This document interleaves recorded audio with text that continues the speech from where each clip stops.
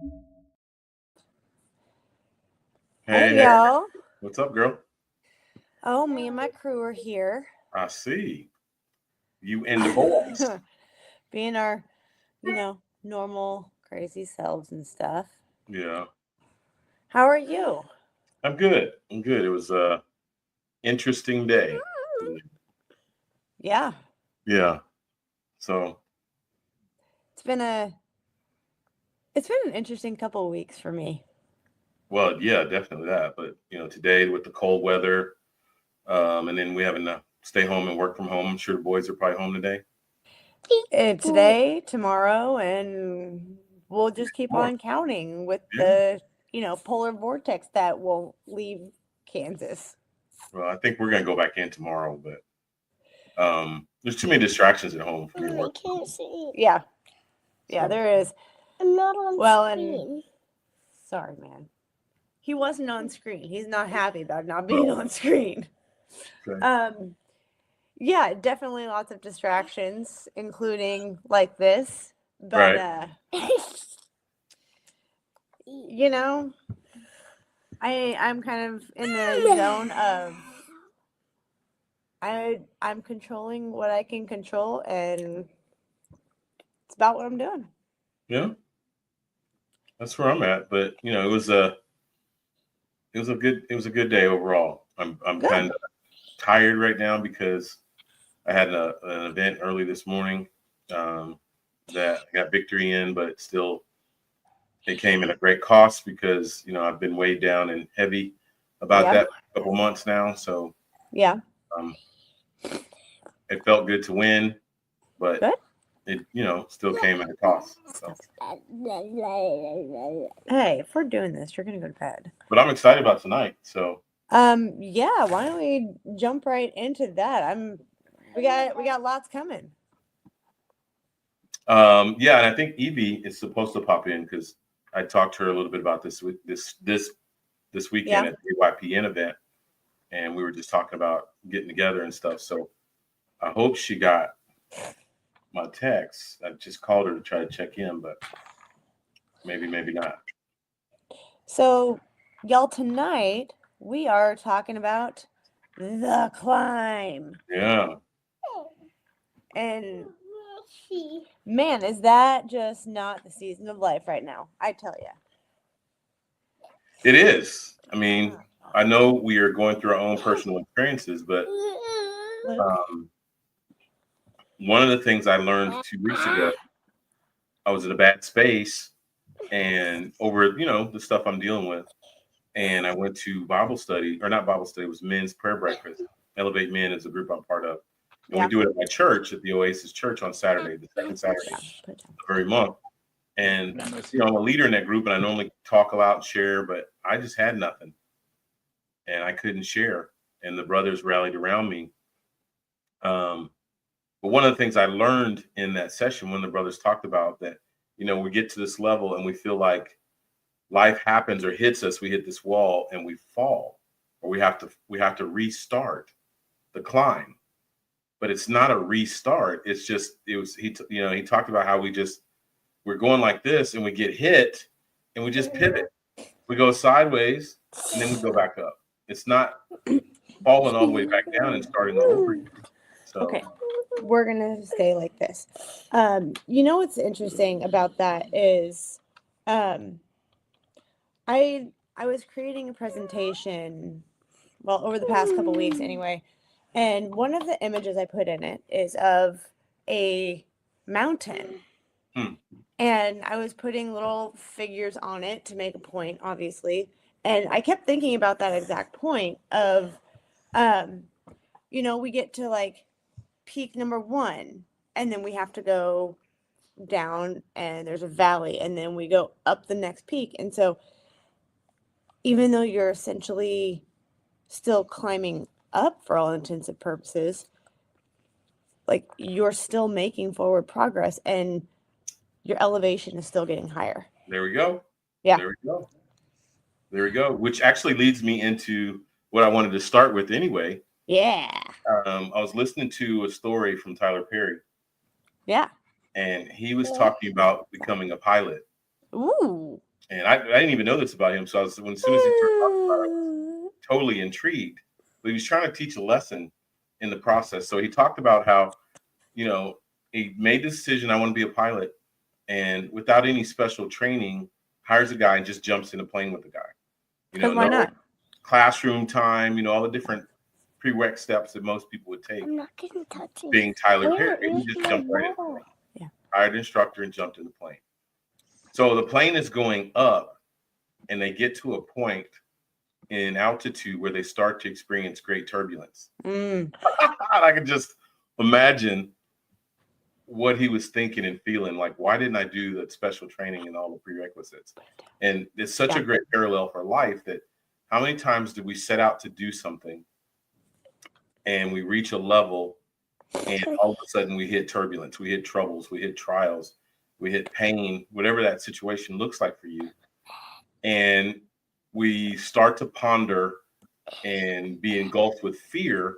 And our first thought in most cases is to quit. Yeah. To quit or to turn back, or why did I do this? You know, we start listening to those inner thoughts. Really the external thoughts that don't believe that we can accomplish what we're doing. Yeah. But I think the power of the story was as they reached this, you have to remember they were being watched by air traffic control. So air traffic control recognizes that they're hitting these turbulence. And I would say your air traffic control, for me, is God. You know, whatever that is for each person individually. For me personally, my air traffic control is my relationship with God.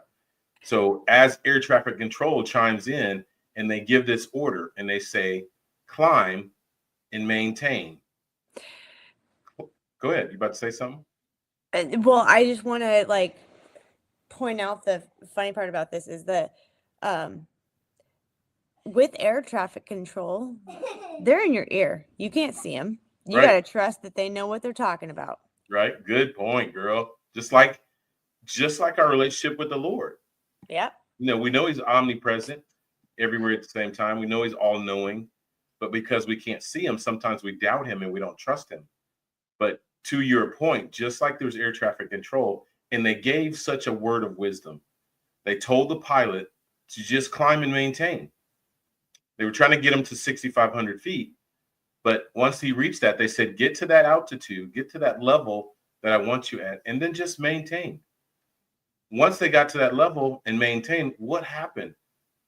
The plane breaks through this layer of turbulence and it becomes smooth sailing.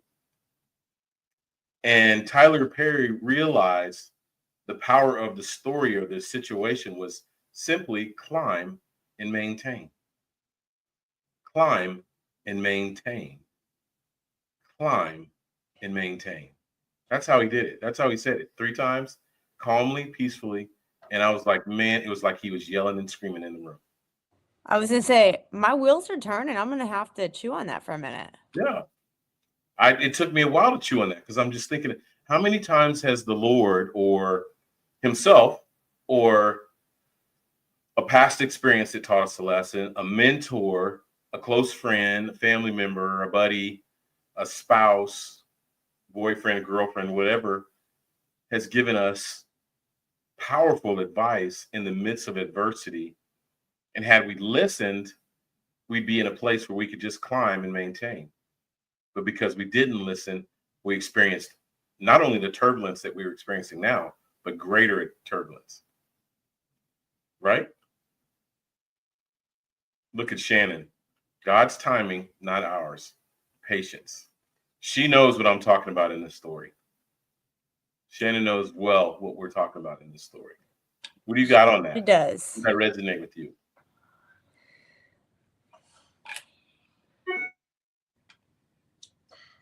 I'm like, my wheels are just turning. Like, I don't. That's a lot to chew on, girl. It is.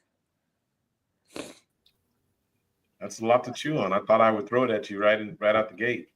Well, y'all are chewing. I did have a question for you because it came up in another show. There was a gentleman on one of our other shows that'll air later on Thursday, Relationship Soup, and he was talking about how he had studied the various religions, and definitely it brought him back to the Bible, and the Bible is what he came back to, even though he had studied various things. I think the gentleman even said he had gone down the path of studying what some people would call the darker side, like witchcraft and stuff like that, and everything like that. But he was talking about this notion that I've heard a lot of religious people talk about it, but I don't know that it is totally understood. And so I was wondering if either you or Lauren can give our listeners an idea of discernment, because I know that I have a gift and an understanding. I think I've told y'all that even in some of my relationships, I've known that people that were going to be in my life for a extended period of time, maybe it was the duration of life, and I've known some people that I felt would only be in there for a season, and sometimes I was even thinking that they might be there for longer than a season, and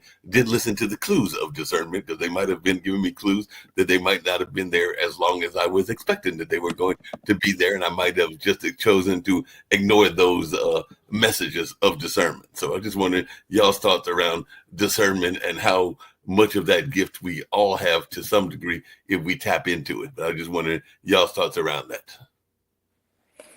Well, I think everybody has some degree of discernment. I would, in my opinion, think everyone has some degree of discernment. But um, for me, discernment is simply just a knowing, Mm-hmm.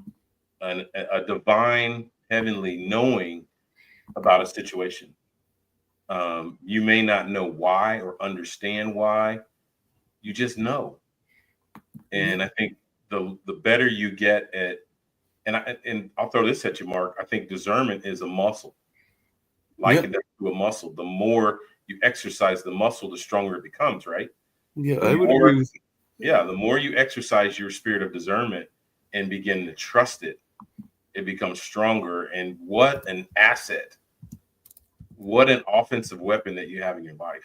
No, that's a great offensive weapon, and I don't think I've ever told you. I've told shared on other shows, including my own show and everything. But I remember as way back in my teen years, and I saw that Lauren had her kids on earlier. But I literally, when we were going to a journalism camp, and you probably had this experience as well, and it's happened to me a few times in life.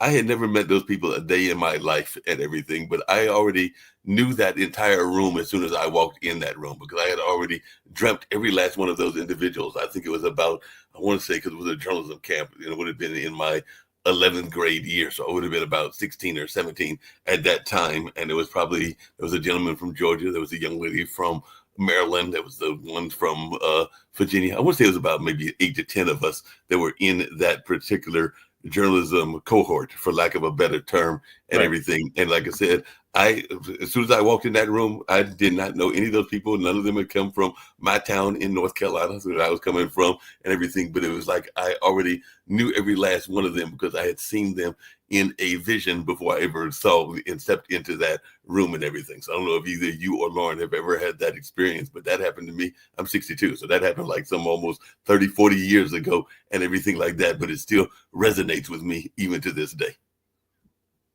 Well, for me, I took a trip, I think it was 2015, 2016, to Brazil.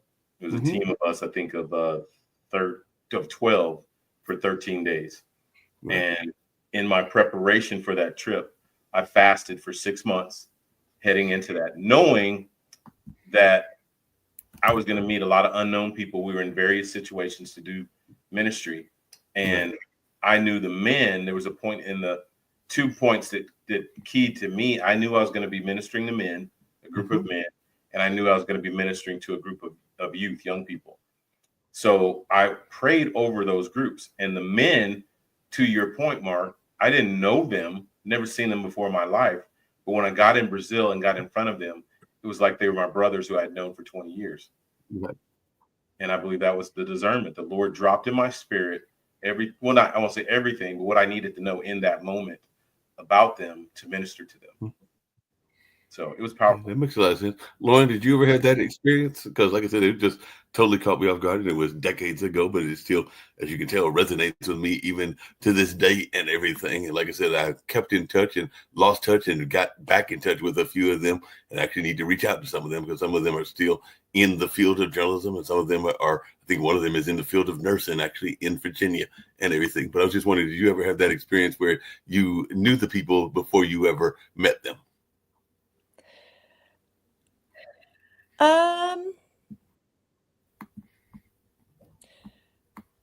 I've definitely had a couple of people that I'd never met before, and they resonated with me and related to me so much from when I started. But I don't know that I can relate to I knew him before I met him. Okay. Yeah. Well, so and I want you to jump back in, Lauren, on that first the plane comment that we were talking about. Did you come up with anything else on that? The Tyler Perry story? No. Okay. I was dealing with chaos. Oh yeah, boys. Okay. But yeah, that one you're gonna have to chew on because there's so much in that there. But. Yeah. Well, I think, the thing that comes to mind right now when you say that is don't stop. Like there's always unknown debris. There's altitude sickness. There's so many things that come with getting higher that you don't expect, so many roadblocks, so many things that come your way as you get higher. And it just kind of makes me think of when you were talking about the eagle, right? Oh, I love that. I know. And I think about that all the time. Getting higher and higher, and it gets harder to breathe. Not for the eagle, but for everybody else. And I don't know that it wouldn't get hard. It gets hard as you're going up a mountain. The altitude. I mean, heck, there's a reason we go to Colorado, and you got to kind of change your routine and stuff, and you got to change what you do because you're higher. You get dehydrated faster. The air is thinner. All of it. Oh my God, did I learn that the hard way? Oh, me too. I learn it every year, and I'm like, okay, give me all the water, all the electrolytes, and why am I so tired? Why can't I breathe? Oh yeah, I remember. I'm in Colorado. Yeah. I mean but it's the same concept of it's been exactly where I have been lately. One foot in front of the other. Keep going. Yep. Well, so I love that because I don't know, did we even say that? So our audience tonight in Misfits Managed Nation, what we're talking about is the climb tonight. I don't know if we said that. We just I did because I said the climb. The climb. Okay. Well, I don't know if we said that, but when we're talking about the climb, when you contemplate the climb, to Lauren's point, what she just said, you never know how long it's going to take you. You don't know what it's going to look like when you get there, because it's a journey, not necessarily a destination. The only sure thing, the only guaranteed thing that you know about the climb is that what Lauren just said is you can never stop. You got to keep pushing. You got to keep moving forward. One of my favorite words, I don't know if you remember, Lauren, is progressive. Progressive means always moving forward and upwards. And even Misfits Managed Nation, even if that's baby steps, even if that's an itty bitty step in a week, as long as it's forward or upwards, that's success. Yeah. You agree with that? Sounds like? Well, and one thing I would add to that is sometimes the forward motion feels like backwards.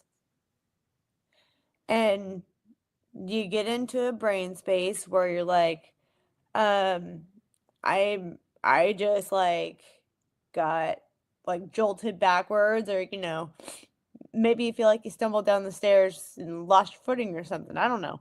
Right. But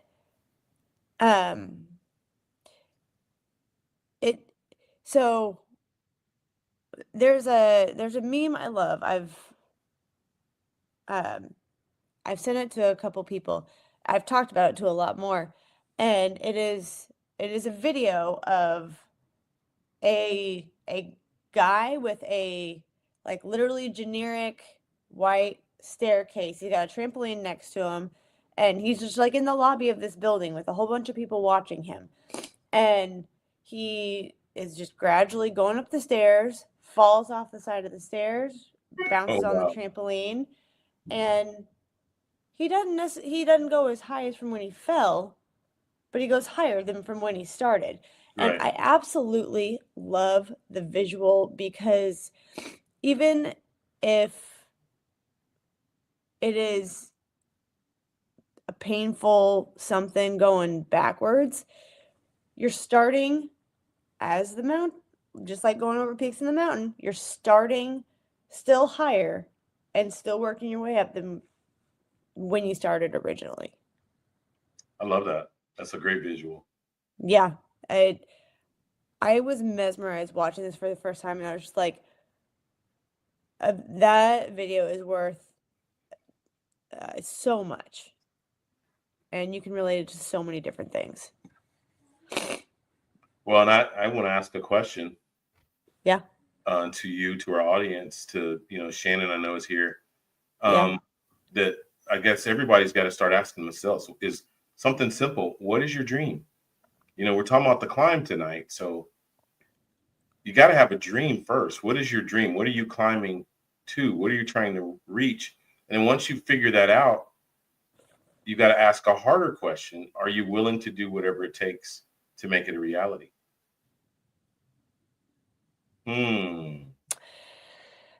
So I have a very interesting point of view from this. I tend to get stuck in a place of rigidity, thinking it has to be exactly what's in my head. It can't be like a general, like overall, this is what I want to be. It's like I've got this like vision going, and it's like, how do I put all of the colors in this? And then if I have a really hard time veering off of that and saying, this is not where that is not leading to that vision. The problem I find is that I'm using the vision that I put in my head, not the vision I was given to fulfill. Oh. And when I try to put the answer in the picture frame that I was given, and maybe it won't fit quite right, or maybe the colors are off, or maybe it just doesn't quite fit with the frame, kind of thing. Right. So I have to be very careful about getting out of my rigidity and keeping my eye on the North Star, but following the windy path to figure out how the heck to get there. That's really good. I think one of the things I've changed a little bit in my prayer is being confident enough in God. And this has just really grown in me over the last month or two, and really because of what I went through, and learning how to really trust God. in a new way is, to your point, I don't want to go on the crooked paths anymore. And there's nothing wrong with crooked paths. I'm just saying I feel like I've evolved now to a level I'm just going to be like, Lord, make my crooked paths straight. I'm working on getting there. Yeah, well, I say I'm just getting there. I'm not fully there, but I'm really loving where I'm landing with the Lord and being confident to ask the question. Yeah, I know you'll take me from A to Z, from the beginning to the end on the crooked path, if that's where I need to go. But I also know you're God, and you can make that crooked path straight. Yep. So I'm working really hard on getting to that spot. Like, believe me, and that's why, honestly, why I said earlier that it's been an interesting past few weeks, honestly, an interesting past couple months, because I am working on a new level of growth in that area, and it's been painful. oh my God, yeah. It's been painful. It's made me second guess a Yeah. lot of things, and it has made me I've had to allow myself to break a lot of times. Um and I've had to learn what the right questions to ask are, and then not fill in the answer. Yeah. I mean, to ask the question and then just be quiet and listen and wait. Shannon talked earlier about being patient. Yeah. One of the comments, God's timing and not ours, and just simply being patient. Um, I've been forced in this last situation. I have been forced because I was silenced. I couldn't speak. And I was forced to be patient and wait for the hand of God to move on my behalf. And oh my God, what a lesson, how hard that was. Because You I'm know, saying all this, but I haven't arrived at the end yet. I'm still going through this too, just like you. what's funny is I had a conversation. A friend called me earlier, and she's been going through um, a lot of stuff with her dad. Um, her dad just got put on hospice, and Oh like no, I'm sorry. it has been nonstop for her for the past couple months. And so she said, "Well, how are you doing? I haven't had a chance to catch up with you in a long time." So I was telling her um, some things that were going on, and um, she she leveled with me so much, and I was just like, I'm taking it by the hour right now, honestly, by the day and sometimes by the hour, and I'm in the I same crisis. yeah, and she goes, it is the times like those where you grow so much, and it is a way of learning new dependence, a new level of dependence on God, because um, you got nothing else. And at Right. that point, like, and that's kind of where I am right now is um like I don't be quiet well. Kind of like you. Who I does? Yeah. I It's hard. I'm not quiet well. And uh, I've been a little bit silenced the past couple months too. Um in different ways, but it is brought my anxiety to a new level. But I was sitting there today, you know, saying a prayer like, okay, where, like, I trust you, where are you taking me? Like, what are you doing?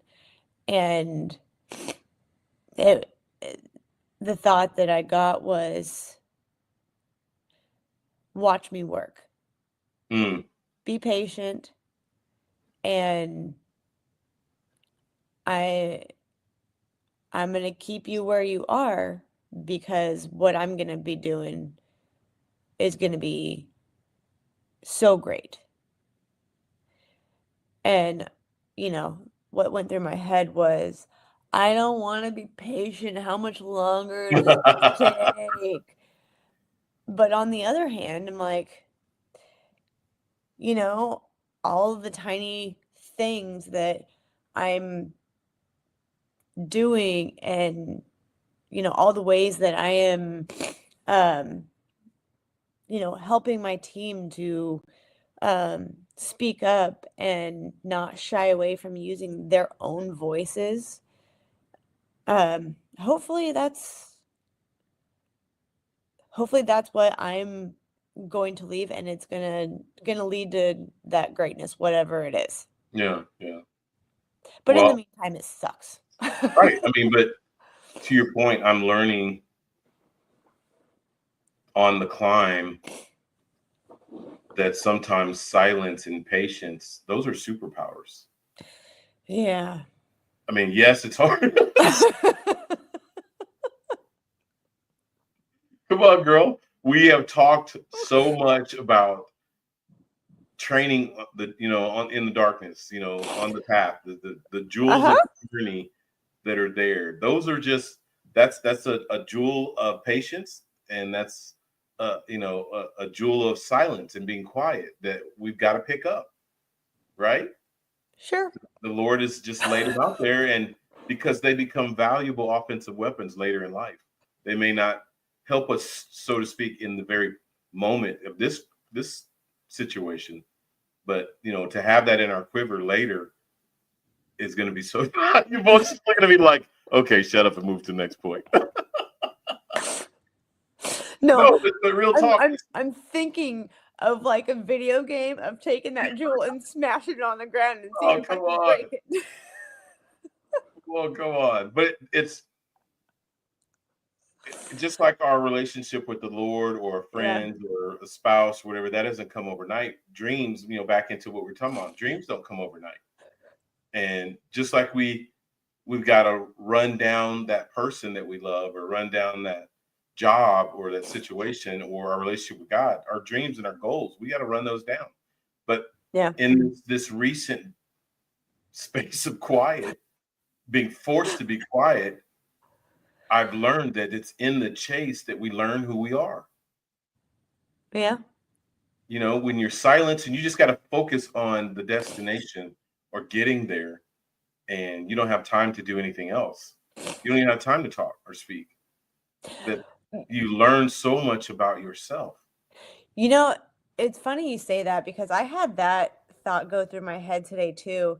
And I seriously, it was, I was walking through my house as my, who knows what the heck my kids were doing on the snow day. And I was walking thinking, holy cow, like, things are shifting on such an hourly basis, and I feel like I have zero time for anything. Right. And I'm sick of winter. I'm sick of cold. I'm sick of being locked in my house. And I'm like, okay. Welcome to Kansas City. Yeah. But it made me then think, I'm like, you know what? Maybe it's Lauren, I'm keeping you busy because I need you to focus on where I need you to focus. And I'm not letting you get sidetracked by all this other stuff. And I'm just like, I don't like getting answers I don't want. Those answers you don't want. Lauren, I got to tease you, and I've got to actually bring up one of the founders of the network and everything because, well, I think y'all know because I brought it up and she brought it up a couple of times. She, meaning Kim Calhoun, lost her husband about 2 years ago, and they had been a lifelong couple and everything. I think they've been married for about 40 or 50 years, and then he passed during the height of the pandemic. But she gets together, and she got together earlier today, I think, with some of his co-workers from IBM and everything, and we're getting ready to have a snow apocalypse here in North Carolina. I know y'all are used to that in Kansas and everything. So she was apparently they were having some bets on how much snow was going to come to North Carolina because it's supposed to start at 7 a.m. on Wednesday, which would be tomorrow and everything. And I think most of the people are guessing, which most people are saying, that we'll get somewhere like 3 to 5 inches and everything. But Miss Kim Calhoun, for some odd reason, wants an inch of snow, a foot of snow. So she wants about 12 to 14 inches. And I'm going like, no, I don't want that. I don't need that. I refuse to have that. So no, Kim, don't get that wish of yours and everything. Even though I did hear that the local stores ordered some new sleds because we had a small snowstorm about a month ago and they ran out of those sleds. So they went and ordered some more. So they are prepared for the kids to go get sleds to go sliding down the hills and everything. So our local stores have ordered new sleds for the kids to go sliding down these things that we call hills. Yeah, 12 to 14 inches will shut your whole town down. It totally like a week. And we'd be shut down for a week, maybe even a month. Right. You know, I'm with you on that, Lauren. And Mark, I'm so sick of this snow. And Mark, we'll gladly push what we get here in the Midwest over to you on these. Take it. Have it. I don't want it. Y'all forget. I keep telling y'all, I went to school in the Midwest for 4.5 years. There's a reason that I haven't been back to Marquette. I'm a diehard Marquette Golden Eagle fan, but there's a reason I haven't been back since I graduated in 1984. So we're talking 41 years. There's a reason I haven't been back. Yeah. My son, I'm on my way out. I'm trying to get out. So my son had his last wrestling meet on Sunday, and as we're driving there and it's like flurrying and everything, we're just like, what jackwagon in our family decided to sit in Kansas and stay here, and after they figured out what Kansas winter is like, to still stay here? Right. Who was that, and why are we following that? Let's move south. Yeah, y'all need to move south, but I'm still trying to figure out because aren't y'all known, and correct me if I'm wrong, because we have a couple of shows from Kansas. We also got Stephanie that does the bully show that comes from Kansas well, and there might be some others also. But when I think of Kansas, correct me if I'm wrong, I think of two things. I think of the bad snow. I do think of y'all's football team. Why y'all got squashed by Philadelphia is beyond me and everything. And I also think of tornadoes. How do I mute Mark? Right. I learned the buttons. I probably could find it, but I also think of tornadoes. So it's snow and tornadoes, and both of those words I don't like. So that because of the whole Wizard of Oz thing. Man, Mark, that wasn't cool, man. we still facing the trauma of the loss, and you just opened the wound more. I'm sorry, I did not mean to do that. I was watching the game and I was thinking it was going to be a good game, and that was not a good game. It was horrible. But to Lauren's point, back on the climb, I'm learning that if you don't like where you're at in any area of your life, what's stopping you from changing it? You know, we're bitching and moaning about the weather, but I had to look in this last month or two journey, because for me, Kansas City has been a lot of pain the last 4 to 5 years. It's been nothing. I mean, I've had some great successes and victories and stuff, but overall, Kansas City for me has been a lot of pain. So I'm like, why am I still here? Where are you going? Well, obviously somewhere warm. So, but no, real talk. You were going to Brazil? Right. Well, not Brazil. I would love that, but real talk. I've been thinking about Atlanta, Pensacola, Florida, probably 3 cities in Arizona, Dallas, Frisco outside of Dallas, suburb of Dallas. It's very much like Overland Park, Lenexa, Olathe. Mark, I've actually thought about southward North Carolina, coming that way. Atlanta, maybe too big and busy. So right outside of that is Savannah, which is close to a beach. So I have actively been working on, instead of me complaining about the weather and situations and the pain that Kansas City's brought, why can't I change that? Right. And there's no reason I can't, but me. Yeah. So But I don't know. I'm trying to put a plan in motion for within maybe the next 2 years. That's going to be the goal, financially, business wise, relationship, everything, that I want to be in one of those cities in the next 2 years. Yeah, that makes sense. Hey, Lauren, you mentioned earlier this notion of I think you said a day or a month or an hour, and I was, as you were saying that, I was going like, sometimes it's down to a minute or a second, and I was thinking that you didn't even go that far, because sometimes I was going to think that sometimes you actually even go further into the time vortex, for lack of a better second, because you were going down there thinking about that change within an hour or a day. I'm going like, sometimes I'm trying to make a change within a minute. Right. A second. Or a second. So the reason I didn't go any further than hours, because I am actively working on lessening my anxiety and getting that under control, and getting those swings a little bit better, I guess you'd say, because my nervous system for so long has always just been on reactive mode and just on edge. And so that's a piece that I've been working on with myself for probably the last couple months, is letting myself take a minute and close my eyes, take some deep breaths, and go to a not react, but okay, is this going to matter in an hour? Is this worth it? And go through that in my head, because I've gotten really bad about the impulse of getting angry due to burnout and due to a lot of different things, due to stress. And I have been working really hard on not letting those impulses and those things get the best of me. So that's why I say by the hour. Yeah. Makes sense.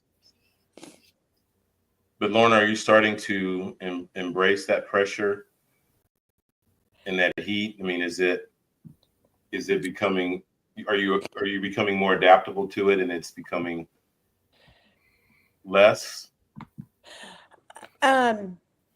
Yes, because I don't remember what evening it was, either last week or over the weekend. I was in my head and thinking, and I'm like, the million and thousand thoughts that go through my head on I feel like a minutely basis. And I came to a realization, had a light bulb moment of, I have been seeing things that I have suggested, things that were my ideas that essentially got stolen, and all of those things, I'm like, I felt like, again, I was being silenced, and I'm like, okay. And after I figured out that some people were not being truthful and like saying, hey, this is where our vision is for you, and then that all got thrown out the window. Oh, I know what you're talking about, probably. I was hurt, I was angry, I was a lot of different things, and I finally figured out all of that. I put all the pieces together and I let that go. Wasn't doing me any good to be mad at this person, and I won't trust him again. Right. It's gone.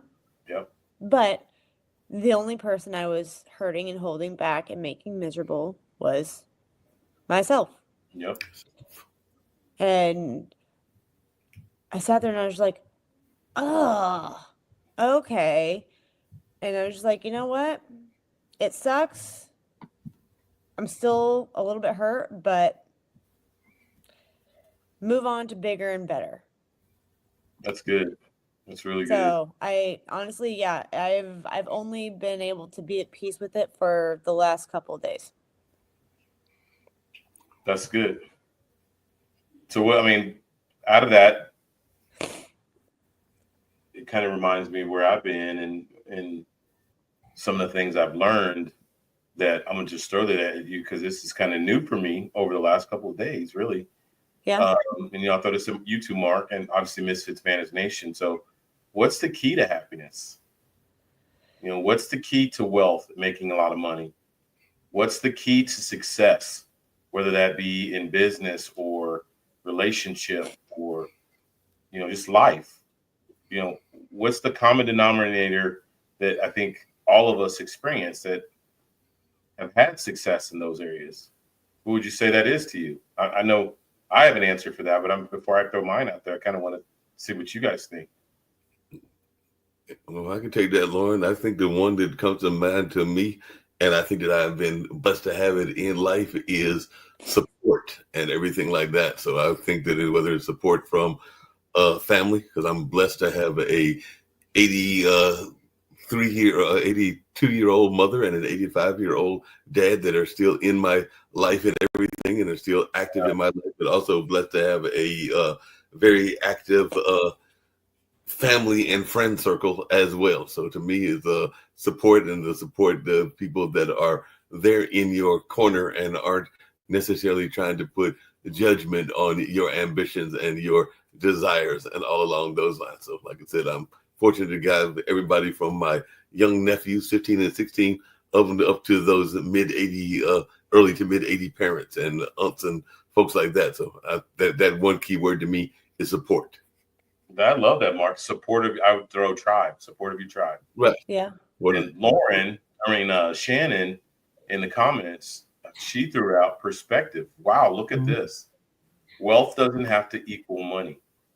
Exactly. Yeah. That's really good, Shannon. Thank you for sharing. Lauren, what's yours? Mine is a mesh of perspective and empathy. Mm-hmm. Ooh. Because there is nothing I love more than this all comes from pain and struggle, but being able to level so deeply with people and what they are going through, and then be able to help them shift the perspective to move forward and see it as for them, not against them. Yeah, that's good, girl. That's real good. Nothing makes me more happy than being able to do that for people. Yeah, that's really good. Hey, Coach, what about the small victories? Because as Lauren was thinking about that, I was actually thinking that I had a small victory earlier this year and everything, and the person is actually leaving this particular apartment complex that I live in. They're actually heading toward Texas and all along those lines to pursue a greater degree and everything like that. But I remember there was some neighbors upstairs that I used to cat sit for. And today I saw the neighbor that I literally helped out because their grandmother sent the wrong envelope and everything, because an O and a D can look very similar. So she lived in apartment O and I lived in apartment D. So I just had that small victory because she sent me a note. And like I said, I saw her leaving, heading to Texas today. Her sister, her mother, and some other friends that were taking her to Texas to school and everything. But she literally, we met just briefly because her grandmother sent her a gift. I think it was around Christmas or something like that. It might even been around Thanksgiving or something like that. And she just sent it to the wrong address because she got the O and the D confused. But that was like a small victory in me just helping her, and even the pleasant word to a gas station attendant, just saying hello and sharing some pleasantries can be a small victory. So I don't think the victories, to Shannon's point, have to be major victories. It can be something like getting the right letter to a neighbor, or just saying a word of kindness to somebody at a grocery store or a gas station. No, I love that answer, Mark. That he speaks into mine too. Lauren kind of jumped in the middle of mine too, but that's because we're all in the same vein here right now. But mine, to your points, is struggle and pain.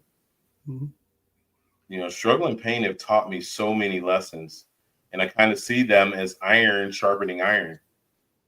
Mm-hmm. And me being there in the middle of it, and I being the benefactor of the struggle and the pain. And I've learned that, the more difficult things and times that I experience, that I'm able to champion or win or gain victory over, like you just said, Mark, even if it's a small thing. Then, to Shannon's point, it's about perspective. It doesn't have to be big stuff. A series of small things becomes a big thing. And and to be real, if we're in that discussion, I don't think you can really attack the big things with great confidence if you haven't won small victories first. Yep. So definitely got to win those. Right. The more small things that you can champion and go through that experience of iron sharpening iron, now you're prepared for life's big challenges. And I think, again, the more successes that you have, more victories that you have, that is what creates a successful life. No, I agree with you on that. I do have to tease you, Coach, and Lauren's going to tease me because she's going to say that I'm going down one of those notorious rabbit holes and everything. But here we come. Is it G? No, but I gotta have fun on this show as well, because it is Misfits managed. But I was kind of feeling sorry for the young ladies, because it was all ladies that were going on this trip to Texas A&M, where she was pursuing her master's degree. Because I'm thinking to myself, they are going on this trip with a calico cat. And I know that Lauren's got animals in her life in addition to her kids. And I'm thinking to myself, I don't know if I want to go on a trip, because I'm thinking by now the cat is probably complaining, because the cat's not even outside of probably South Carolina now, because I saw them leaving like around 4:00 and everything. So the cat might be in towards, it's not anywhere near Texas, but I'm thinking by now the cat is complaining. So that's where I'm going, like, yeah, that's a long trip to be going with a calico cat in a container and everything, because I'm thinking by now the cat is going like, I don't remember that being in my contract, that we were going to go on this long ride to a new home and everything like that. But what's your take on that? Because sometimes our animals are not always ready for the changes that we want to make for them. That's Lauren. He's talking to you, honey. I'm thinking, I think change is inevitable, and ready or not, here it comes. Exactly. And if you're part of the family, you're part of the family. So if you're a cat or a dog, you're still part of the family. You just got to be ready to roll with it. Punches, right? Well, and I'm thinking, thinking of my last move when I used to live in Olathe, about 20 minutes or so from where I live now.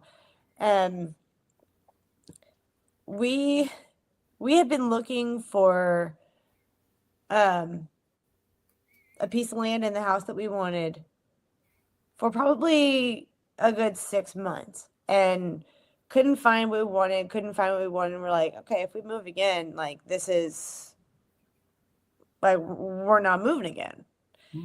And keep in mind at this point, we have I want to say like 8-9-year-old dog and a 8-9-month-old kid. Good point, Shannon. We quit looking because we didn't find what we wanted. We were just like, you know what? We're done. We're sick of looking. Right. And the minute you stop looking, what happens? There it is. That's when you find it. Right. So got through all that, and like dogs do, ours went freaking nuts thinking, what is going on? What is happening to me? This is like, y'all better not leave me here. I better be coming with you. Exactly. And we flipped everybody on their heads. Us. Let me not leave this part out. When we moved, I was 31 weeks pregnant. Ooh. Ouch. With a small person as well. The dog had a lot of anxiety, like, where do I go? What do I do? What the heck is this? Because we don't have a fence here. Mm-hmm. And so he was in new territory and like, can I do this? Can I not do this? Like, I got to learn. So were the rest of us thinking like, okay, what is this new place? What is this? So it was, like anything else. Yeah. We had to establish new. Yep. Totally. Hey, Coach, I know we're winding down, but I did find that video that you wanted shown, so I don't know if you still wanted to play it, because I can play it from here, because I was going to try to download it the other way and everything, but I didn't know if you still wanted to go. Well, as that's loading, this was supposed to be a visual of the climb, and I want to also say with it that, it's good to set a plan, but always plan for the fact that a plan never goes according to plan. You don't rise to the occasion. You revert back to your training or what's inside of you when the plan doesn't go according to plan. And that's why I thought this was a perfect visual of that. But we'll play this video and check out the plan. Okay. Harder. Harder. Rocky and Creed. Harder. Keep going.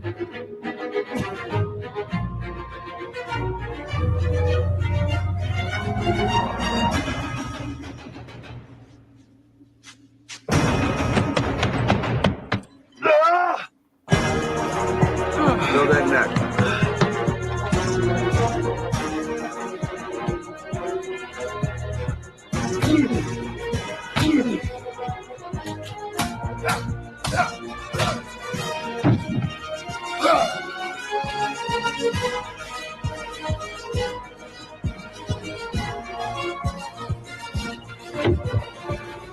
Hey, man up. I'm good. Shit. That's the fight it's going to be, toe to toe. Get used to it. Stop. Take it to the body.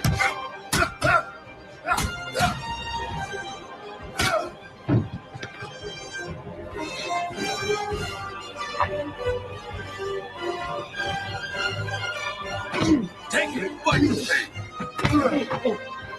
You all right?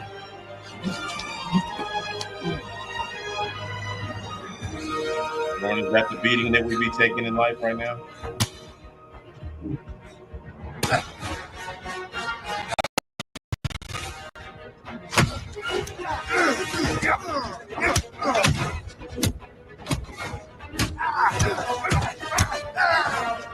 Woo!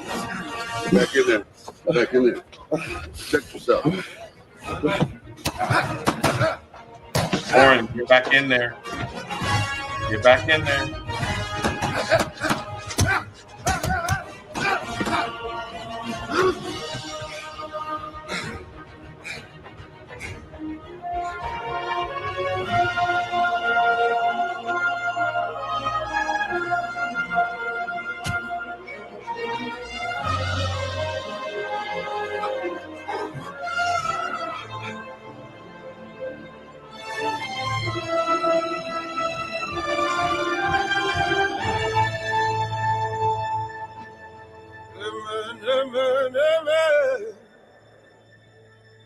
The plan didn't go according to plan. You might find me by the water, waiting for the trumpet call. Oh, you see me like a stranger. Well, I've been waiting for the storm. That's it. Singing, amen, amen, amen.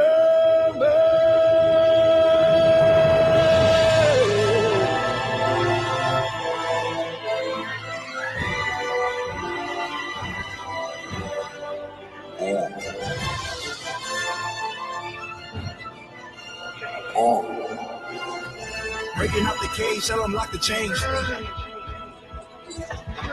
Adrenaline in the rage, I may never change. Coming through my heart, dilute my pain. Compressing all the stress, asthma on my chest, running out of breath, they gon' know my name. Mud, brush the dirt up off me, going hard, hit them where it hurts, kill them softly. Bone stretch, trying to clear my mind, even smokeless, hopeless. But I'm in this shit, full-fledged, reckless. Coming for your neck, no strap, though. Running this shit, both legs, bro. Word around town that they coming for my head, though. Funny thing about it, they don't know what's in my head, though. Schizo, maniac, finna go klepto. So hands-on, it's kinda hard for me to let go. Lego, my ego in the steamboat with a slowly screaming at the world till she prego. 2 middle fingers to you all till I'm dead and go.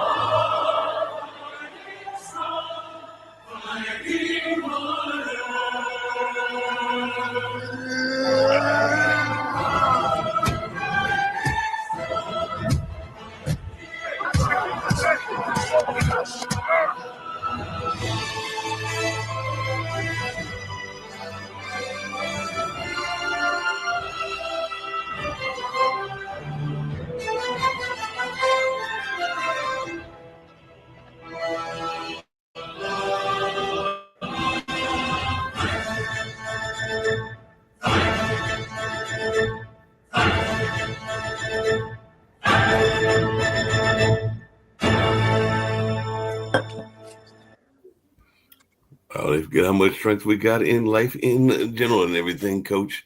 Because that was a powerful clip and everything like that. That was a real powerful clip. I had a friend of mine that he passed, unfortunately, but he really did one of those American toughest competitions and everything. He played football for UNC, and he was also a sumo wrestler. You look him up, Mellow Yellow is his name, Eric Perry and everything. But yeah, he used to do those competitions where you would see people moving basically semis and everything. And I'm going like, that's amazing, the willpower that we actually have in our body and everything. Because like I said, I think his son is a police officer, if I remember correctly. He's a police or sheriff, one of the law enforcement. But yeah, Eric was amazing that way. He was a classmate of mine. Sorry to hear that, Mark. Yeah. Shannon had a great comment there too at the end. Oh yeah, I saw that one.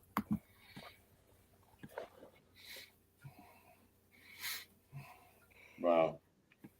Well, I think again another great show. I mean, oh yeah, I love how we get on here and we just pour authentically. Yeah. You know, we got to get back to that, and I love that. That's what made us strong. So. Absolutely. It's about being real. It's about being real, and that's definitely what this show is. It's about the Misfits being real and sharing what they're going through, but also the people like Shannon and others sharing their journey as well. So definitely, It's about being authentic, and I'm a big fan of authenticity. Yeah, love it. Absolutely. Well, good show, and we'll see y'all next week, Misfits Managed Nation. Yeah, well, it's been your boy, Coach G. And Lauren. And their producer Mark, and we're here together here with this lovely commercial that Lauren did for us because certain person has not got around to getting theirs on there yet and everything. So I got to tease him and all along those lines. That's Just text me, Mark. Text me later in the week so I can remember that. I always forget it. I will. I'll get on you. Okay. But on that note, we're going to get on out of here. We'll have that commercial that Lauren did, and maybe one about a important notice around mental health as well, because that's always an important message also. Right on. All right. Love y'all. Get on out of here. Peace. Hey, Misfits Managed Nation. Thank you so much for watching tonight. I so appreciate you. I know Gary and I both appreciate you. I wanted to let you know, though, that being a misfit doesn't stop here. It is a piece of you, and it is a piece that we have to live with every day. But the good news is we can make good from being a misfit, even though it is chalked up to being a bad thing. Let's talk about how to make being a misfit is good. Let us talk about being a phoenix and rising from the ashes. And I want to help you do that through Forged by Fire. That is how you can work with me. And we would do coaching, we can do consulting, we can do one-on-one or group. I also do speaking opportunities. But let's get that inner misfit shining the way you were meant to.